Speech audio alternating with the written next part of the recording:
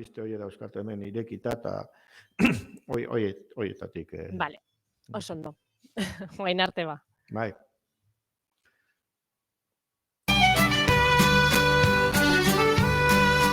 Goi zerokoaren lehenengo orduan jarraitzen dugu eta aurkezpenean esan bezala sustatuko lagunak prest. Luitxo Fernandez prest. Euskara eta teknologia uztartzen dituen albisteak partekatzen dituzte eta gurean kontatu. Bai irrati bidez eta bai Twitch bidez. Egunon, Luitxo? Bai, sustatu egunero kontatzen ditugu idatziz, eta Twitchetik eta segure irratitik audiovisualki. Hori da. Bai, ala da. Ikusentzunezkoako unibertsoan sartzen gara. Bai.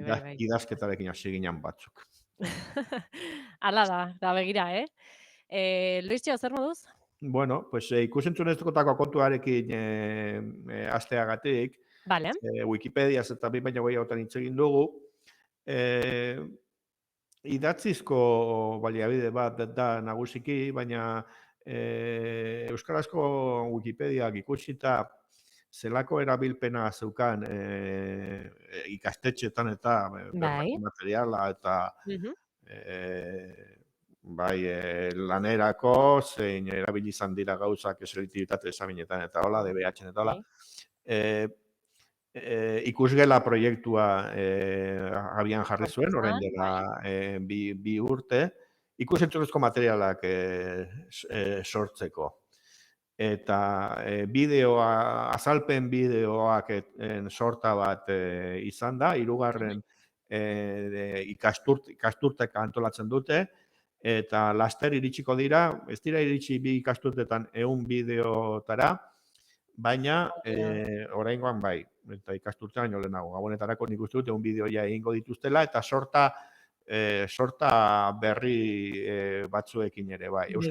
Aurten euskal kulturan zentratuko direla esan digute, eta horrekin batera, beste albistetat publikatu duguna da, esango dut, lehiaketa dagoela Wikipedian, euskal kulturako artikuluak osatzeko, ikusgelatik adotor izan deia, bideoak ingo ditugu honetaz, hartaz eta besteaz. Baina, idatziz ere etzegoen hainbeste material hainbat horritan, eta horiek osatzeko puntuak eta sariak, eta, alako bat ere badago. Eta, ikusteagatik gauzatxo bat, sorta berri bat dago, historia ulertzen uste du dago, titula igual okertu naiz, ez? Baina, bidin gaur publikatu dute lehenengoa, historia ulertzeko gakoak. Eta, aktore, esan dezagun, showman bat aukeratu dutela bideo hauek egiteko, Daniel Pascual. Daniel Pascual eta Eneko Garzia, igual, esotuko dituzue, edo ETV nola sofa batean nola esertzen ziren edo diren telebista komentatzeko, bikote bat Iruñekoa, baina beste alterrego batzuk ere bai dituzte. Albin Estatus eta Divina Komedia drag kabaretera bezala ere agertzen dira, eta Daniel Pascual, Divina Komedia, Eneko Albina ere bai, baina, Daniel Pascual eta Divina Komedia dira personaje batzuk iruditzen zaidana, eta, bere bideo bat ikusi dezagun, historia ulertzeko gakoak ze graziarekin kontatzen hasi zaigun gaur, eta klikatuko dut, asmatzen dudan.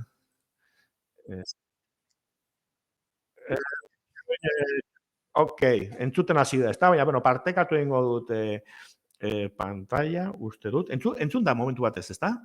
Bai, momentu batez. Baina, pantalla partekatuko dut. A ver. Hortxe dago. Vale. Bideoa dago Pertube izeneko gauza baten nola Fedibertsoan ikusgela oso Fedibertsora eta gauza irekietara oso zea, eta ikusten dugu, halako pasmina dotore batekin eta alkondara ere bai ikusgarria. Eta zer du atzean? Igual. Azalpenak. Ez da kargatzen. Hori zakarra. Daniel naiz. Bai. Inoiz galdetu alduzu ez zeuen buruari, zer gertatu da ni baino lehenago? Honi historia deritzo, eta horren inguruan hitz egiten egongo naiz, ikusgelan, ezin duzute galdu.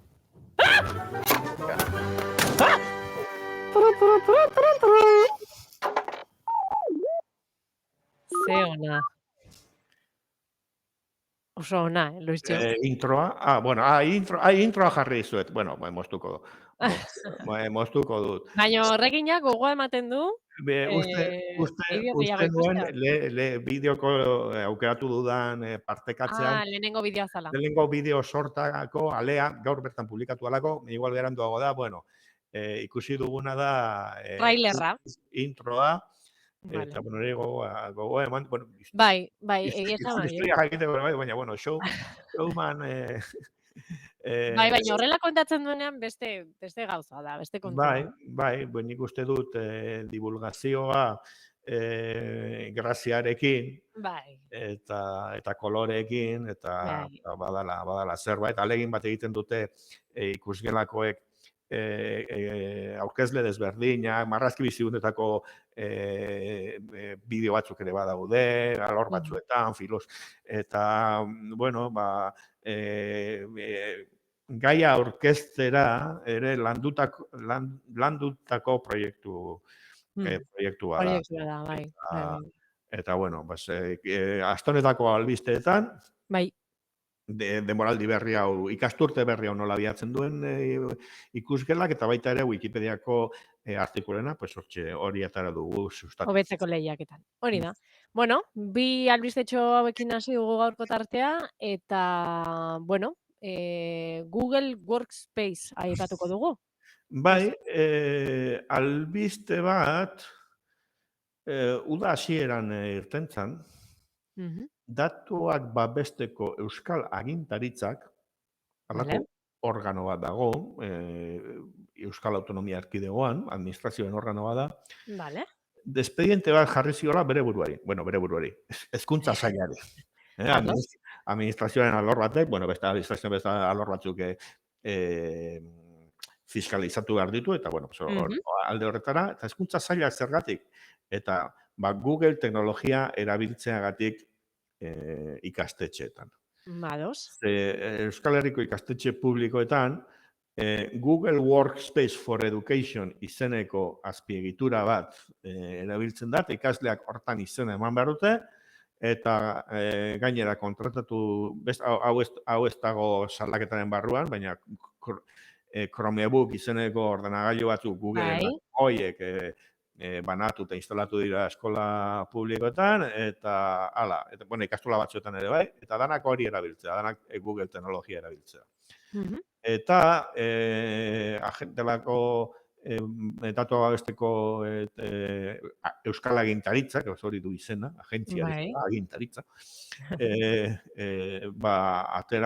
atera du ebazpen bat, esaten hezkuntza sailak ez du datuen babeserako oinarriak zuzen betetzen proiektu honetan. Hala ere, ikasturtean ikuste dut honekin hasi dela, eta ez dakit honek ze ondorio praktiko dituen. Eta gainera, prentsa referentzia batzutatik osatu dugu albistea, joan den astean begiratu genuen momentuan, delako agintaritzak bere albistegian etxekarren ohar ofizialik honi buruz.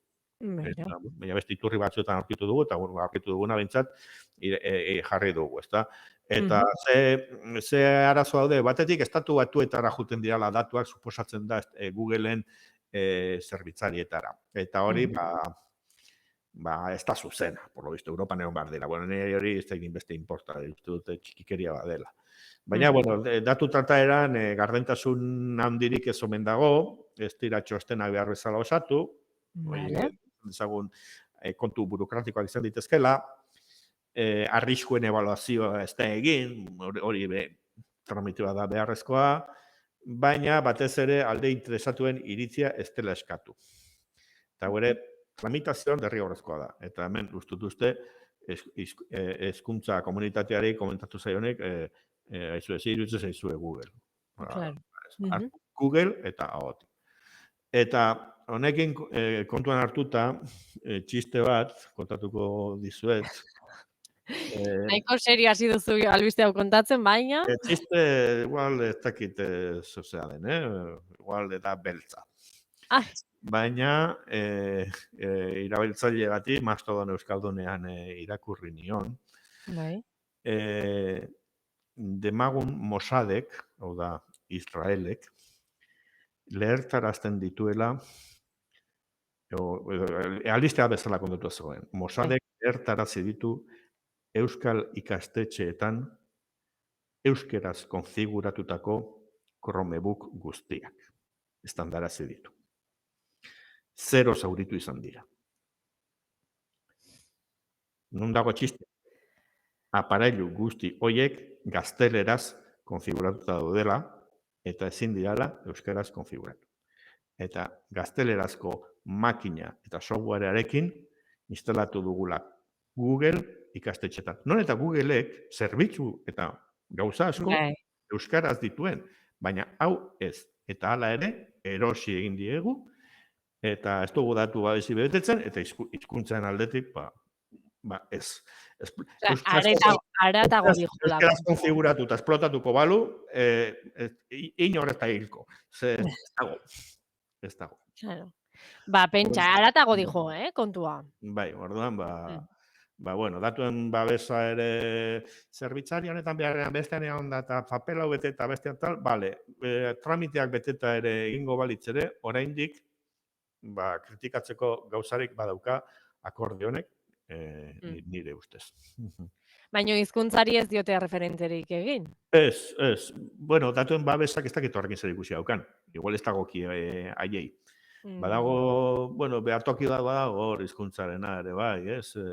Hizkuntza politikako sailburu ertzara lotuta, ez dakit behartoki, behategi, edo behauntzia den, baina ez dakit aie begiratu dioten, baina, bueno, gure betiko borrokak. Jarriko bagenitu euskaraz eren, epaileak atzera guartuko lukete diskriminatzailea dalakoan. Bai, hori ere gertatu da delako, Eta, bueno, hauxe aipatuta, kontatuko dugu, edo zerbait aldatzen baldin bada, edo beste bide batzuk aukeratzen. Gehiago jakiten badugu, zigor expediente bat ireki bada, bide bat eukiko du harrak ere. Hori da, horregatik. Enteratzen badara. Iristen baldin bada, kontatuko dugu. Primeran, eta hau aipatuta, gaurko saioa beste albistetxo batekin amaituko dugu. Bai, kuriosoa. Bai, Hatsune Miku Vocaloid japoniarraren bertsio euskaldunak. Bueno. Orain erakutsiko dizuegu zer den Vocaloid japoniar bat. Vale, eta gero bere bertsio euskaldunak ezagutuko ditu. Vale. Urrats bat. Zer da Vocaloid bat? Vocaloid bada Japonian software mota bat.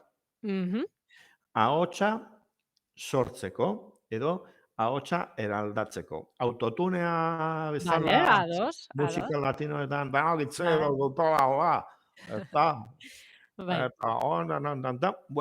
hori bezala esan dezagun J-pop edo pop japoniarrean eramaten den ahots doinua da halako manga anime munduko pertsonaien narrazizidun ahots bat normalean femeninoa, eta ahots horiek generatzeko norbearen, uste dut kategoria desberdinak daudela, ez Vocaloid bat ez diala norbearen ahotsa modifikatzeko sistemak, autotunea bezala, baina beste batzuk testua eman eta MIDI fitxategi, musika fitxategi batu ezkero abestiaren vokalizazioa jartzen duen sistema bat, ez?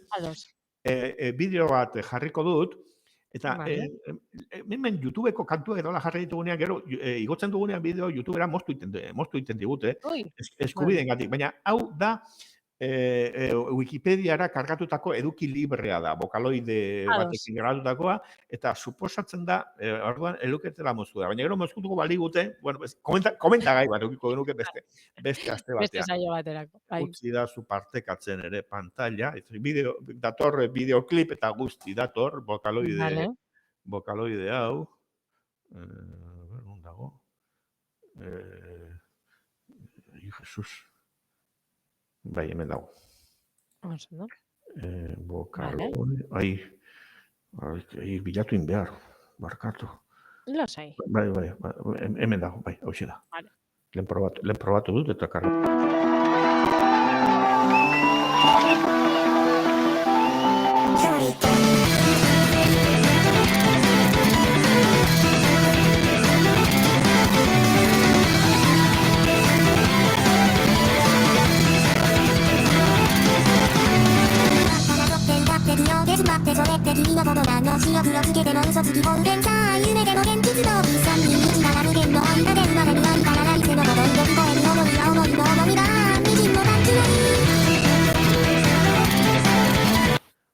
Bueno, txunda hori pixkat hemendik zena, orain dela 25 urte, ez? Eta gero, bai, letra ikusi dituzue karaktere japoniarrekin, hoiekin batera ahotsa. Eta ahots mitikoa esango dugu, beti noiz entzun dugula. Bai, ezagun eite zaigu, segurazki da pertsonaia, bokaloidea saltzen da batzuetan, softwarea da, baina pertsonaia bat ere bai. Vale, ados. Eta bat da Hatsune Miku. Vale. Orduan, Hatsune Mikuren ahotsa zelan dan, ez dakit, horren antzekoa. Antzekoa. Baina, ze gertatu da, abuztuko notizia baina ontsi jaso dugu. Bai. Gertatu zen, memea sortu zen Japonian, Hatsune Miku etnikoak sortzeko. Ados. Hatsune Miku errusiarra, ez? Edo Hatsune Miku brasildarra. Hatsune Miku nik zerrakit, ez? Beste amerindiarra, Bai. Eta batzuek sortu zituzten Hatsune Miku Baske Hatsune Miku. Hatsune Miku euskaldunak dagoa zen ikustera hauek ere.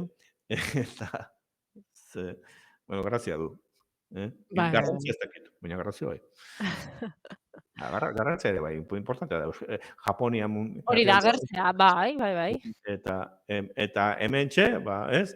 Ile urdinezko pertsonaia bada Hatsune Miku, begi erraldo joiekin horrek ikusten dugu, bat, pospolin jantzita, baina ile urdin zoragarri horrekin. Eskuz egina, eta, bueno, euskal jantzi bat izan daiteke, ez da? Bai. Erako jantzi bat ikusten dio, berriro neska begi urdin, ile urdin hori, eta beste bat ere eskuz egindako beste bat, baske Miku, bat dantzan, fandango. Dantzan, bai. Edo harina, hemen olentzeroren sutondoaren ondoan, olako zerbait olentzero Hatsune Miku bat, baina, eta beste hau pixka modernoagoa, ez? Baionako festetako Hatsune Miku bat, zapigorria eta lauburua erakusten dituela, eta piperrak, espeletako piperrak hortzintzik. Eta ez beti estereotipo zarra, baizik eta modernoak ere bai, ez? Hatsune Miku abertzalea, abertzale look hori. Arten du. Miku Aranburu. Miku aranburu, dauka laburu bat dauka, kalimotxoa dauka eskuan, eta pantalones de fontanero, jartzen dut, ze uste dut, meme hauetan ez bakarrik japoniarrek, baizik eta beste batzuek ere parte hartu dutela, eta hau da adibide bat, eta beste bi Hatsune Miku Amaiketakoa egiten, baina hau ere olako itxura borroka moduko batekin, baina desberdin, eta bai. Onaino. Oso kuriosoa da, albiste serioak, eta albiste kuriosoak, eta jakingarriak. Besteak hori saiatzen gara argitaratzen, eta gero zuei komentatzen. Hori da, Luisio, mila esker beste benguran egoteagatik, eta hurrengora arte esango dizugu. Bai, datorren astean kanpoan harrapatuko nau, baina kanpoko abentura horien berri bueltan ekarriko saiatuko naiz. Ze ondo, Luisio. Mila esker, eta ondo izan. Bai, hurrengora arte. Aio!